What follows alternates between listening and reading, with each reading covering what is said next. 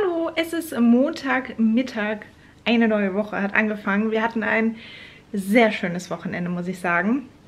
Und ich genieße jetzt gerade noch ein bisschen den Montagmittag zu Hause. Emin hat gerade Tummy Time, wo er sich immer sehr, sehr abmüht und versucht, sein Köpfchen zu heben.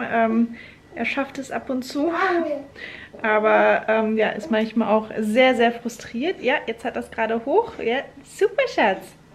Ist aber auch sehr, sehr frustriert, wenn er es dann nicht hinbekommt. Er hatte eigentlich in meinem Arm geschlafen und manchmal klappt es, wenn ich ihn dann auf den Bauch lege, dass er dann weiter schläft. Aber das war diesmal nicht der Fall, aber dafür trainiert er jetzt gerade kräftig seine Nackenmuskulatur. Ja, das ist gar nicht so leicht. Für Emin und mich geht es später zu meiner Mutter. Ich versuche immer, dass wir uns, ja, oder wir versuchen, dass wir uns einmal die Woche sehen. Entweder fahre ich hin oder sie kommt hierher. Meistens fahre ich zu ihr, weil wir da einfach irgendwie schöner sitzen können. Vor allem, wenn das Wetter schön ist, dann können wir da nämlich im Garten sitzen. Und wir haben zwar auch einen Balkon, aber ja, meistens steht im Moment der Wäscheständer da und dann kann man nicht ganz so schön da sitzen. Oh, jetzt hat er seinen Kopf zur Seite gedreht. Davor muss ich aber noch einmal zu DM fahren, da wir kaum noch Windeln im Haus haben. Und ja, die brauchen wir dringend. Deswegen einmal kurz zu DM und noch so ein paar andere Kleinigkeiten, die ich kaufen wollte, die ich schon wieder vergessen habe, was es denn war. Jetzt reicht es da unten jemandem langsam auf den Bauch. Ich drehe ihn gleich mal rum. Ja, und dann schauen wir mal, was der Tag heute noch so bringt.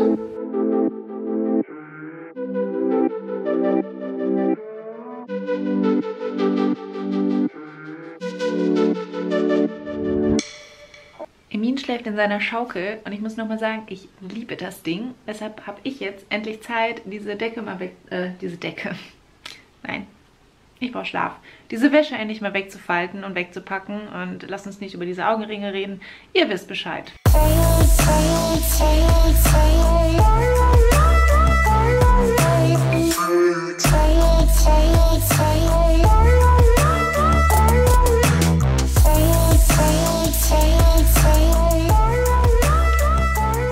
Hier im Kinderzimmer sind, kann ich euch noch mal ja, ein bisschen was über unsere Wickelkommode erzählen. Denn ich finde das immer, oder fand das immer während meiner Schwangerschaft super interessant zu sehen, so was für Wickelkommoden andere zu Hause haben und wie es eingeräumt ist und was für Produkte und so weiter. Und ich dachte, ja, deswegen mache ich das auch mal, erzähle so ein bisschen dazu, denn ich habe jetzt gerade hier auch alles schön frisch gemacht und neu bezogen. Ja, so sieht unser Wickelbereich aktuell aus. Wir haben eine Malmkommode, das ist die ganz normale Malmkommode von Ikea mit 4 Schubladen. Und wir haben im Internet hier diesen Wickelaufsatz bestellt, der ist von Puck Daddy, heißt der Shop. Ich verlinke euch das gerne mal, die haben für mehrere Ikea-Kommoden, ja, fertigen sie solche Wickelaufsätze an und der passt wirklich sehr, sehr gut. Und dann haben wir hier eine ganz normale Wickelunterlage, die sieht eigentlich, ich kann euch das mal zeigen, eigentlich kommt so aus, also die ist aus Stoff, die ist nicht aus Plastik, denn die ist schön gemütlich und die aus Plastik haben nämlich nicht hier reingepasst in den Wickelaufsatz. Die kann man so ein bisschen, die ist eigentlich auch zu groß, aber die kann man halt so ein bisschen da reinquetschen und dann fällt es nicht so auf. Und die sieht eigentlich so aus und hat halt hier diesen Klettteil, den man dann ab und in die Wäsche schmeißen kann. Und ich habe aber immer entweder einen... Jetzt kriege ich es gerade mit einer Hand nicht mehr gut drauf. Und jetzt habe ich hier alles zerstört. Ich habe aber immer einen Bezug drauf. Also entweder einen Bezug, diesen hier zum Beispiel, der ist von Ikea. Und den finde ich sehr, sehr hübsch.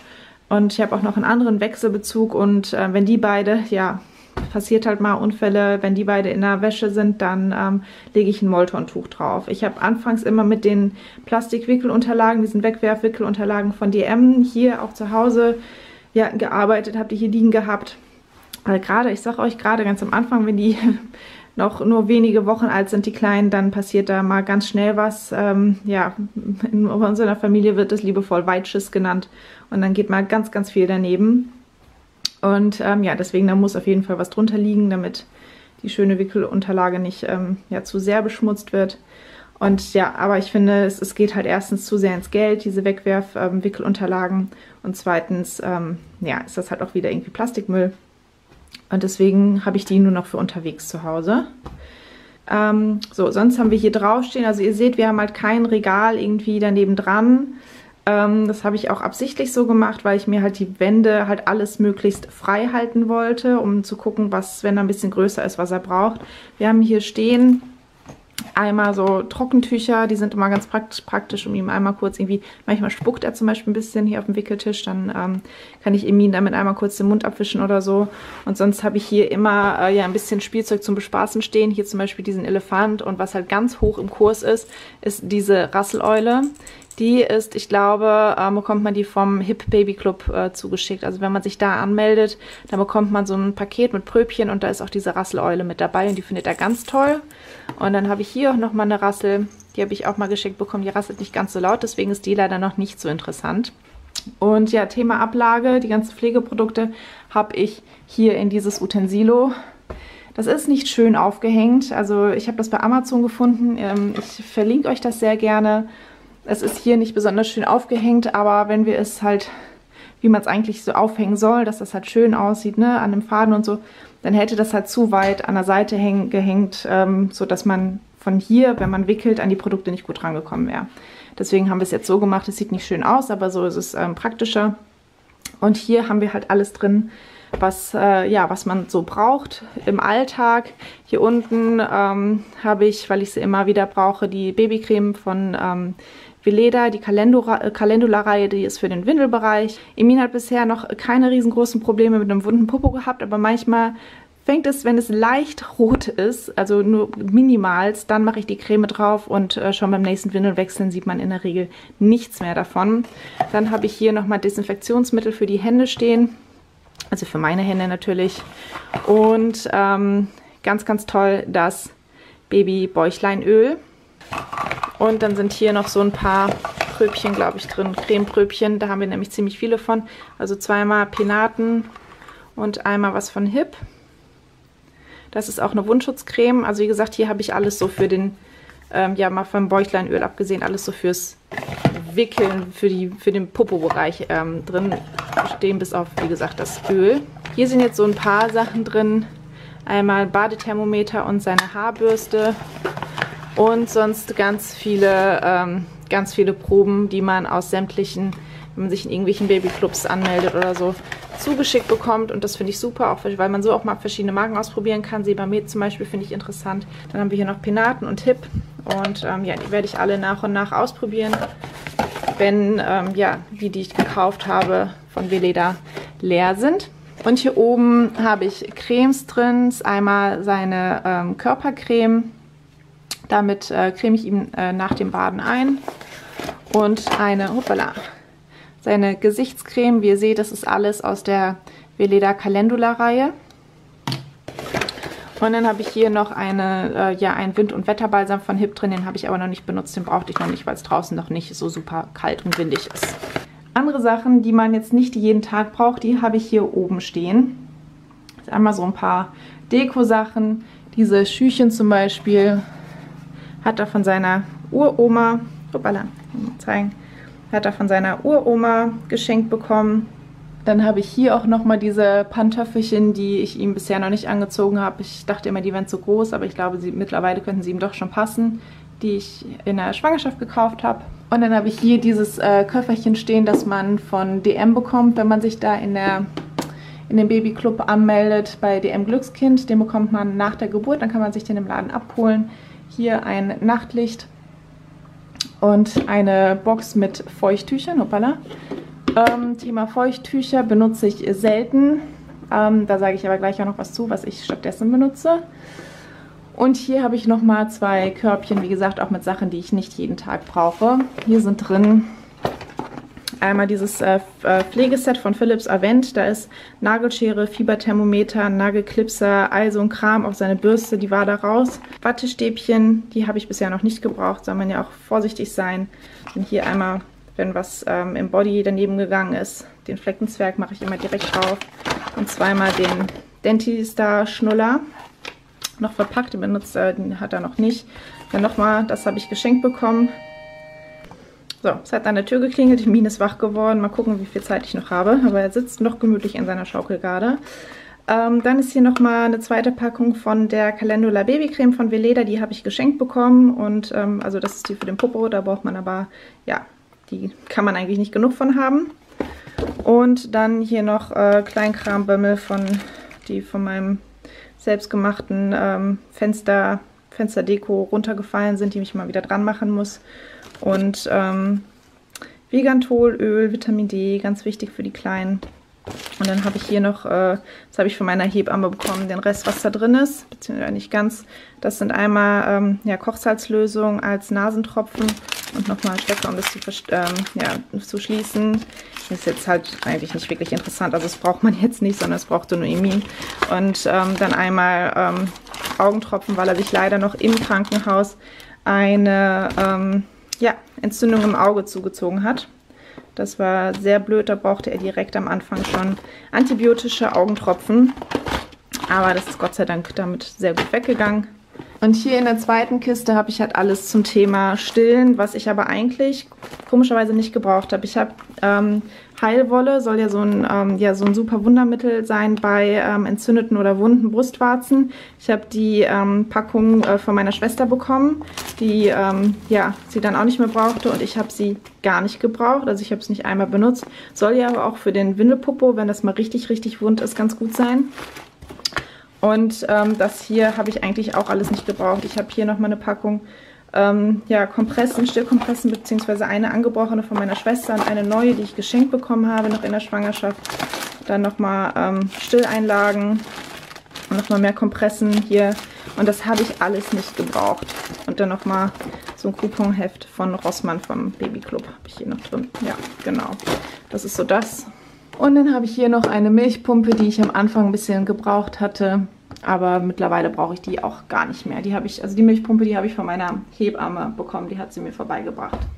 Ja, zum Schubladeninhalt. Die sind alle randvoll. Und die sind alle voll mit Klamotten und allem, was er so braucht. Ich habe hier halt ganz oben einmal Bodies drin, das sind die Langarm-Bodies, das sind die Kurzarm-Bodies. Wir sind mittlerweile, ja, bin ich auf Größe 62 gegangen.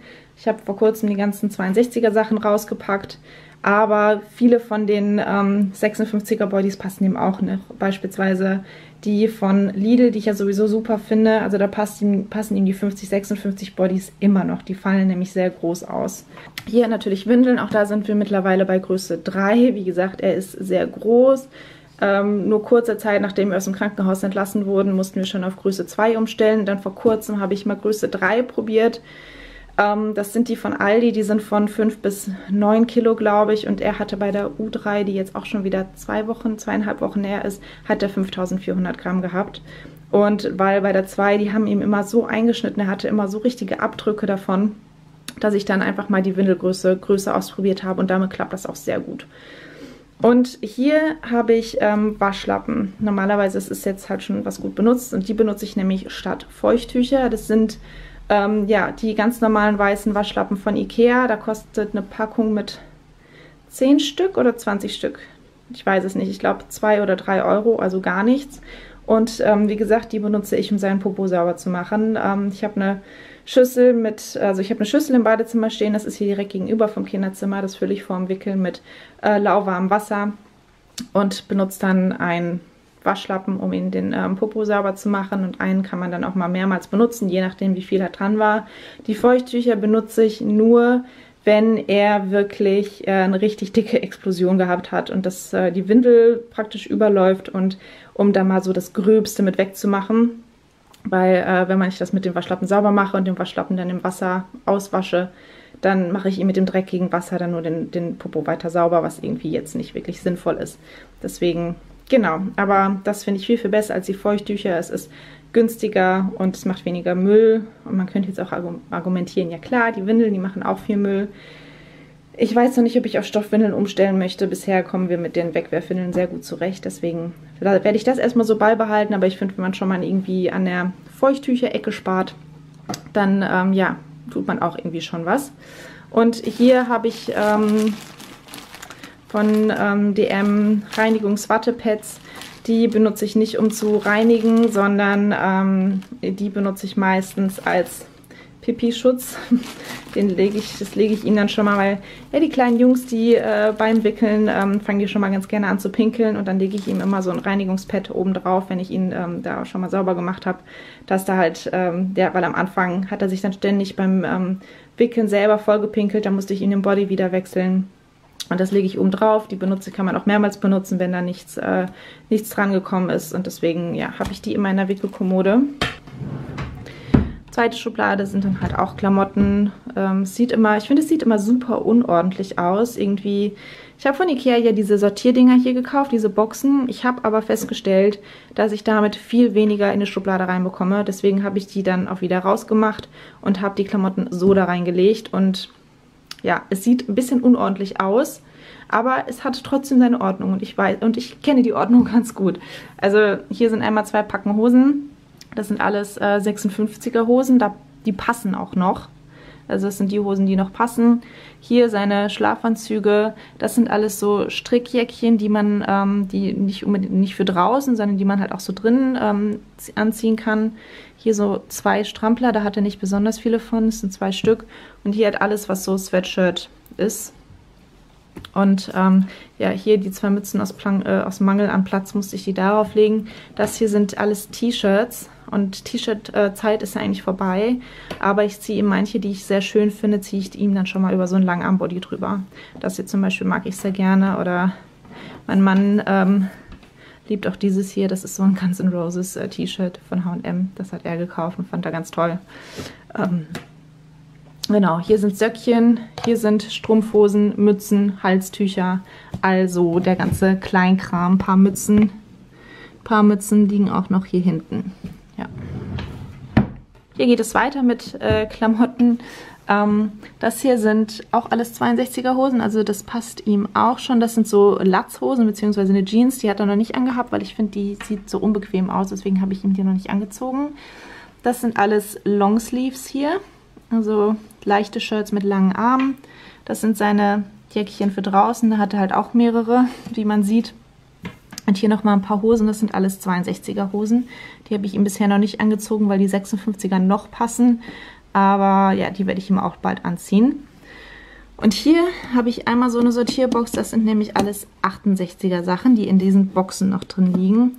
Ich habe vor kurzem diese beiden, das sind Strampelanzüge, diesen hier und den hier aus Wolle bei DM gekauft und ja, finde die wunderschön und ich freue mich richtig, wenn er die anziehen kann, wenn es ein bisschen kälter geworden ist. Also das sind ja so Overalls sozusagen, die gehen komplett durch. Aber wie gesagt, in diesen 2 Kisten sind alles 68er Sachen und hier ist einmal sein Winterschlafsack. Der ist aber noch viel zu warm. Und ganz unten habe ich dann so Kleinkram, Mulltücher, Moltontücher, den Wechselbezug für die Wickelunterlage, noch weitere saubere Waschlappen. Achso, genau, zu den Waschlappen wollte ich noch sagen, wenn man die nach der Benutzung direkt mit ganz heißem Wasser auswäscht und dann hinterher bei 60 Grad wäscht, gehen die Flecken eigentlich auch alle problemlos raus. Also bisher habe ich eigentlich alle wieder sauber gekriegt. Die sehen halt einfach nur dann ja nicht mehr ganz so strahlend weiß aus. Aber das passiert ja schon mal bei weißer Wäsche. Vor allem, weil mein Mann aus Versehen ein paar mit in die dunkle Wäsche gepackt hat. Sehen die jetzt grau aus und nicht mehr weiß. Aber ja, das geht wirklich ganz gut mit den Waschlappen. Und wenn die nicht mehr so toll aussehen, dann kauft man für 3 € eine neue Packung bei Ikea. Ja. Und ich habe hier noch eine Dose für Feuchttücher. Ich habe im Krankenhaus auch noch eine andere bekommen. Die hier ist von DM. Die andere fand ich ein bisschen besser, ein bisschen schöner. Und dann haben wir hier noch Handtücher und Bettwäsche und Bettlaken. Und ja, die Bettwäsche braucht er später. Und hier noch ist mir was ganz, ganz Doofes passiert. Meine Mutter hat Emin einen wunderschönen Pulli gestrickt. Den hat sie selber gestrickt. Und ich habe ihn blöderweise falsch gewaschen und er ist verfilzt. Und ich ärgere mich so sehr. Ich habe alles probiert, um das wieder ja, gerade zu biegen, aber es hat leider nichts genützt. Und ja, wir werden ihn trotzdem aufbewahren, entweder wenn er mal eine Puppe hat oder so und ihm dass die Puppe den anbekommt. Oder mein Mann hat auch vorgeschlagen, das in einen schönen Bilderrahmen zu packen mit ein paar anderen Sachen von Emin und das hier im Kinderzimmer aufzuhängen. Ja, mal gucken. Genau, das sind so die Schubladen von unserer Wickelkommode oder unsere Wickelkommode im Ganzen. Heizstrahler, da werde ich aber später auch noch was zu erzählen. Und ja, Wickeleimer haben wir hier an der Seite stehen. Mir war ganz wichtig einzunehmen, bei dem man auch normale Müllbeutel reinmachen kann, wo man nicht diese Kassetten kaufen muss, die super teuer sind. Da ich es nicht einsehe, für Müllbeutel über 10 € zu bezahlen, also ganz ehrlich. Und ja, das ist ein Windeleimer, den habe ich bei Amazon gefunden, verlinke ich euch unten, von Corbell. Das ist ein bisschen fummelig, die Müllbeutel da reinzumachen, aber das ist es mir auch wert, das ist mir ganz egal. Und wenn man den kauft, ist in der ersten Lieferung auch ja, die haben halt auch so, ja, wie so eine Kassette mit Müllbeuteln. Das ist dann so eine lange Müllbeutelschlange, die man immer schneiden und knoten muss. Und da ist eine von mit dabei, die kann man, wenn man möchte, kann man die auch nachkaufen bei Amazon. Für mich kommt das nicht in Frage, weil wie gesagt, mir ist das zu teuer. Und ich nehme da einfach normale Müllbeutel und packe die da rein. So, jetzt mal gucken, was das Kind macht. Ich bin nämlich sehr überrascht, dass der noch nicht geschrien hat. Oh nein, er hat seine Decke runtergeschmissen, aber er schaukelt fröhlich vor sich hin und gähnt. Hallo, mein Schatz. Emin und ich haben gerade einen kleinen Spaziergang gemacht. Ich musste nämlich zum Schneider und mein Kleid, das ihr im letzten Video gesehen habt, ja, zum Schneider bringen, da es zu lang ist und das muss ein bisschen gekürzt werden. Wenn ich hohe Schuhe tragen würde, würde es mit Sicherheit gehen, hätte ich es wahrscheinlich so lassen können, aber ich trage flache Schuhe. Und weil mir hohe Schuhe, da fühle ich mich zu unsicher, vor allem mit Baby im Arm, da ist mir das zu unsicher, dass ich irgendwie umknicke, falle, stolper oder irgendwas. Deswegen gehe ich auf flache Schuhe und habe da auch sehr, sehr schöne gefunden und gekauft. Wie das so ist, ich habe 3 Paar Schuhe fürs Kleid zum Aussuchen und 3 Taschen gekauft und wollte eigentlich jeweils 1 behalten. Wie das so ist. Mir haben insgesamt immer jeweils 2 Stück sehr gut gefallen. Die sind beide eigentlich recht ähnlich, wie man sieht. Also die haben beide vorne genau die gleiche Form. Nur das sind halt dann so typische Ballerinas. Die haben aber hier so einen klitzekleinen Absatz mit so einem Goldabsatz, also ne, so der Goldverzierung noch dran. Und diese hier finde ich halt auch super schön, weil die so ein bisschen wirklich nach Abendschuhe aussehen, nur halt in flach, wie ihr seht, weil die so Riemchen um den Fuß haben und es sieht angezogen wirklich sehr, sehr schön aus. Und ja, ich werde die beiden behalten. Ein Paar geht noch zurück. Also das dritte Paar, das ich bestellt habe, das sah wirklich sehr nach Oma-Schuh aus am Fuß. Das hat mir dann nicht so gut gefallen. Und Thema Taschen. Ich habe einmal eine ganz schlichte schwarze bestellt. Die ist auch recht groß. Halt kann man als Klatsch tragen oder halt mit der Kette. Die hat halt eine Goldkette und halt hier so eine Goldschnalle. Und die werde ich behalten, denn die finde ich auch wirklich sehr, sehr schön. Und dann habe ich 2 die bestickt sind, gekauft. Und da werde ich diese hier behalten. Die finde ich wunderschön. Die hat halt ein Silberband und sieht einfach ja, richtig, richtig toll aus. Die hat hier ja, einen Druckknopf. Und ich dachte erst, kriege ich es gerade nicht zu, ich dachte erst, es zu dem Kleid, dass er petrolfarben ist, also schaut im letzten Video vorbei, ich kann es euch jetzt leider nicht zeigen, weil es beim Schneider ist, dachte ich, okay, muss ich diese hier nehmen, weil schlicht schwarz passt am besten dazu.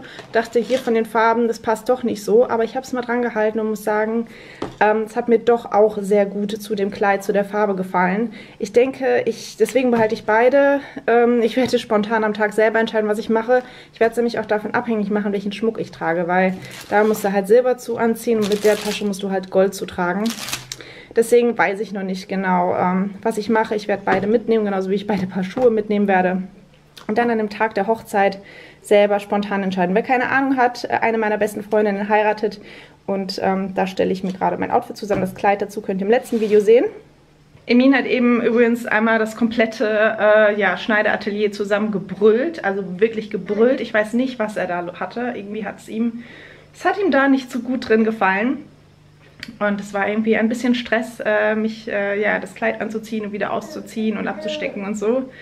Und dann kaum war ich raus, ist er eingepennt in seinem Kinderwagen. Und dann habe ich gedacht, ich drehe nochmal eine Runde und ja, bin mit ihm dann nochmal draußen spazieren gegangen und bin nochmal kurz bei Rewe vorbei, weil ich mir was zu essen holen wollte. Und ich dachte, ich kaufe mir so einen fertigen Salat. weil ich Hunger habe und normalerweise ist groß, um mir mittags was zu kochen. Mit Emin ist das noch zu, ja, zu unberechenbar. Ich habe es einmal versucht, mir mittags Rührei zu machen und das ging total in die Hose, weil er dann so angefangen hat zu brüllen, dass es mir halt total angebrannt ist. Und dann gab es Rewe, aber auch, es gab halt keinen leckeren, fertigen kleinen Salat. Und dann gab es aber, es gibt auch diese fertigen Sandwiches und dann gab es da so Thunfisch mit Salat und Ei und Mayo. Und dann habe ich mir gedacht, da muss ich keine 3 Euro, weiß ich nicht, 50 für 2, beziehungsweise ein Sandwich ist das ja, in die Hälfte geschnitten, ausgeben. Ich kaufe die Zutaten einzeln und mache selber. Und deswegen, ja, werde ich das jetzt machen. Emin sitzt fröhlich in seiner Schaukel, wie immer. Er liebt dieses Ding. Er war noch total verpennt, als wir angekommen sind. Er ist kurz vorher von alleine wach geworden und ich glaube, er ist auch immer noch ein bisschen schläfrig. Und wie immer kaut er gerade wieder an seinem Ärmel rum. Vielleicht hat er auch ein bisschen Hunger. Es ist gerade etwas richtig Tolles angekommen, das ich vorbestellt habe. Und ich habe mich so sehr drauf gefreut. Und wir machen das jetzt mal. Ja, toll. Ey! Machen das jetzt mal zusammen. Hallo, auf. Meine Fresse. So, jetzt haben wir es. Oh, was könnte es sein? Es ist ein Buch, so viel sei schon mal verraten. Ja, ich konnte nicht widerstehen.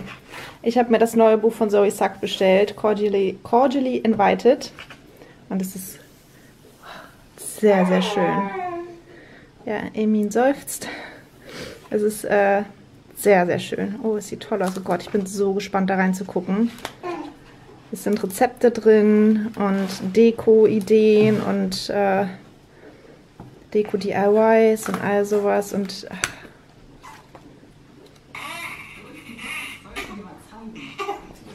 als ich das letzte Mal im Aldi war, stand ich vor dem Regal mit dem Apfelmus oder beziehungsweise in... Es ist nicht so, als ob es da ein Riesenregal mit 10.000 Sorten Apfelmus gibt. Aber vor dem Regal, in dem das Apfelmus steht. Und auf einmal hatte ich so Heißhunger auf dieses Apfelmus. Und ja, habe es mitgenommen und habe es dann vergessen und habe es gerade im Küchenschrank wiedergefunden. Und ja, das werde ich jetzt essen. Ich kann mich nicht erinnern, wann ich das letzte Mal Apfelmus gegessen habe. Aber boah, es ist sehr, sehr lecker. Das gab es früher immer ab und zu bei meiner Oma als Nachtisch. Apfelmus mit Sahne.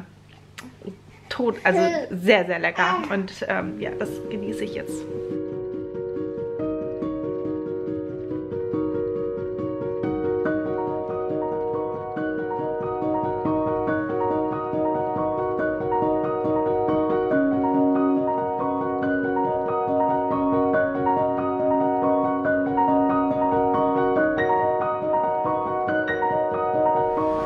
Guckt mal, wie schön rot die Herbstbäume sind. Ist das nicht herrlich? Ja, das Hupen blenden wir mal aus. Aber guckt mal, wie schön das aussieht. Da nimmt man sich vor, ein bisschen spazieren zu gehen und unterwegs ein bestimmtes Thema anzusprechen. Und was passiert? Der Kameraakku blinkt. Ja, mal gucken, wie weit ich jetzt noch komme. Ich wollte nämlich ja, einfach mal das Thema Babytragen ansprechen. Da ich einfach vor kurzem über einen längeren Weg endlich die richtige für mich gefunden habe. Ich finde, das ist nämlich gar nicht so leicht, da das Richtige zu finden, wenn man sich nämlich nicht richtig informiert. Und das ist nämlich das, was ich gemacht habe, beziehungsweise ja der Fehler, den ich gemacht habe. Mir war klar, ich wollte unbedingt eine Babytrage haben, da ich das ganz schön finde, das Kind eng an mir zu haben. Da es auch super ist, dass die Kinder da drin dann immer schön schlafen, also nicht immer, aber häufig. Und außerdem auch so für den Haushalt, ganz ehrlich, man hat die Hände frei. Das Kind ist häufig zufrieden in der Trage und das war für mich einfach ja, Punkte, weswegen ich unbedingt eine haben wollte. Und ihr habt es ich glaube im vorletzten Video auch schon gesehen, wie ich Emin in der Trage auch ja, gehabt habe. Da habe ich ihn in der Ergo Baby gehabt. Was ich gemacht habe, ich habe vorher einfach mal so ein bisschen gegoogelt, so was für Tragen gibt es, mich aber nicht so wirklich informiert und dann mit meinem Mann zusammen geguckt, okay, welche sieht gut aus und welche ist ergonomisch. Das war uns natürlich ganz, ganz wichtig, denn da gibt es ja, zigtausende auf dem Markt, aber halt auch manche, die einfach nicht, meine Haare sind heute auch wirklich, so ist noch schlimmer, auch manche, die einfach nicht ergonomisch und dementsprechend auch nicht wirklich gesund für das Kind sind. Und die Ergo Baby, wie der Name auch schon sagt, die ist ergonomisch. Und deswegen haben wir die bestellt. Und das ist eine, die nur zum Schnallen ist. Das heißt, da ist nichts zum Binden dran, die ist nur mit Schnallen. Und es gibt ja einmal sozusagen verschiedene Tragesysteme. Einmal das Tuch natürlich, was für mich aber einfach ehrlich gesagt zu kompliziert war. Ich wollte nicht immer ständig 10.000 Mal hier rumschlingen und da rumschlingen und Knoten hier und Knoten da. Das war mir zu umständlich. So, es ist einen Tag später. Ich bin wieder im gleichen Park mit Emin unterwegs gerade. Es ist zwar schon Abend, aber ich wollte heute unbedingt noch mal raus.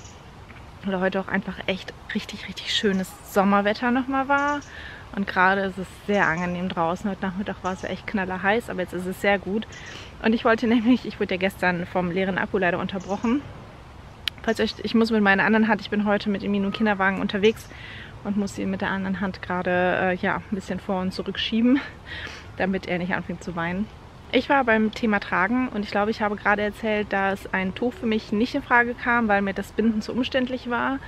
Und ich deswegen ein reines Schnallenmodell wollte, weil ich dachte, das ist am einfachsten. Man setzt das Kind rein, Schnalle zu und fertig. Und nach einiger Recherche haben wir uns da für den Ergo Baby Adapt entschieden, der auch einmal ganz schick aussah und zweitens auch ganz gute Bewertung hatte und auch so, der das hatte, was mir wichtig war, nämlich, dass er schon ab Geburt zu nutzen ist und man nicht erst irgendwie noch einen Stegverkleinerer oder so kaufen muss, damit, Steg ist halt der Teil, wo die Kinder oder die Babys dann drauf sitzen. Das darf für die Neugeborene natürlich nicht zu breit sein, damit die Beine halten, die sollen ja nicht im Spagat in der Trage sitzen.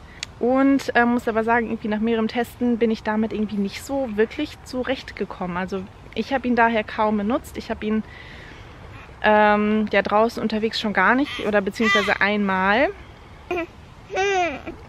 Aus zwei Gründen, aus zwei Problemen. Nämlich einmal, dass ich sie alleine nicht angezogen bekommen habe oder kaum nur mit allergrößter Mühe.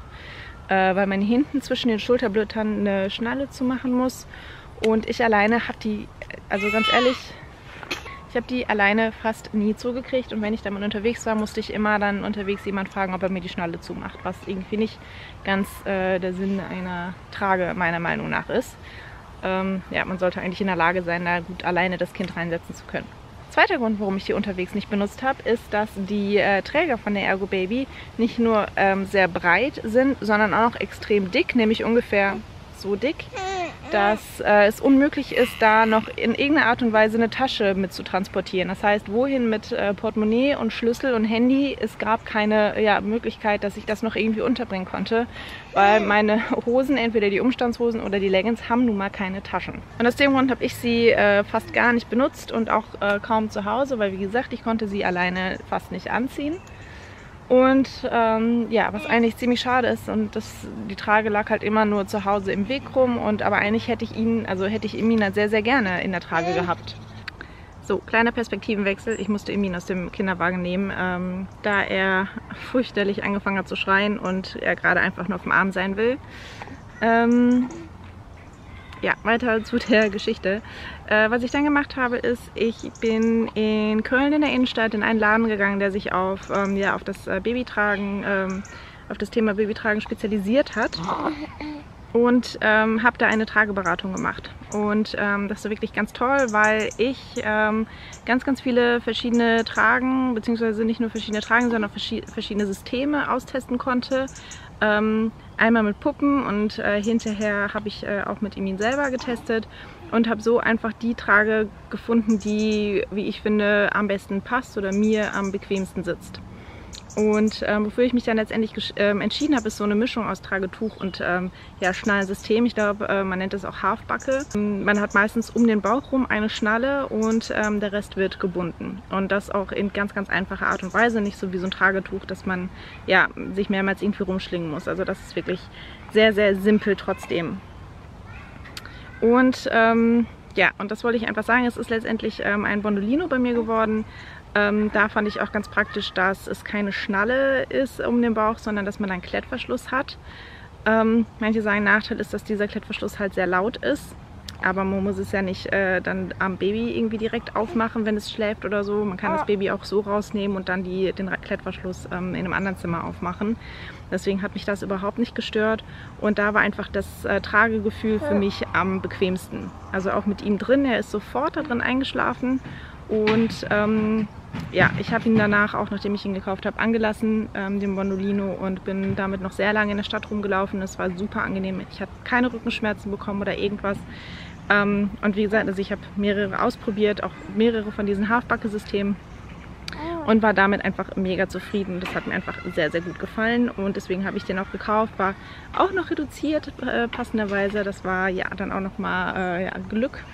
Und das war einfach das, ja, was ich einmal so mit auf den Weg geben wollte. Wenn ihr euch eine Trage kauft oder kaufen möchtet, dann recherchiert nicht nur im Internet, sondern macht am besten wirklich so eine richtige Trageberatung. Und ich habe jetzt auch schon mehrmals gelesen, dass man das auch nicht unbedingt im Babyladen machen sollte, da die da halt auch nicht unbedingt so groß die Ahnung haben. Also da war wirklich in dem Laden, die Frau war ja sehr, sehr kompetent, was das angeht. Die hatte wirklich absolute Ahnung und das war einfach echt toll. Und ich kann euch den Laden hier in Köln gerne mal verlinken. Also die kommen auch zu einem nach Hause, wenn man das möchte. Muss man halt natürlich dann nur noch für bezahlen. Wenn man im Laden vorbeikommt, muss man das nicht. Das ist umsonst, die Beratung. Und ja, deswegen, das wollte ich einfach nur mal mit auf den Weg geben. Macht so eine Beratung, testet verschiedene Systeme und findet so raus, was für euch das Richtige ist.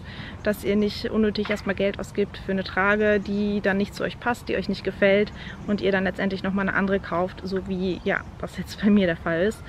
Die Ergo Baby, ich will die auch überhaupt nicht schlecht machen. Für andere ist die bestimmt super. Sie passt halt einfach nicht zu uns. Und deswegen werde ich sie jetzt auch verkaufen. Ja. Ja, jetzt im Arm ist er zufrieden. Ich glaube, das Video ist auch schon wieder viel länger geworden, als ich es beabsichtigt habe. Deswegen mache ich jetzt an dieser Stelle auch einfach mal Schluss und verabschiede mich. Ich hoffe, ja, ihr seid beim nächsten Mal wieder dabei. Ich wollte mich übrigens auch noch bedanken für das liebe Feedback zum letzten Video, beziehungsweise dazu zur Formatänderung sozusagen, dass keine regulären, erstmal oder vorerst keine regulären Sit-Down-Videos mehr kommen, sondern hauptsächlich Vlogs, in die dann bestimmte Themen eingebettet sind.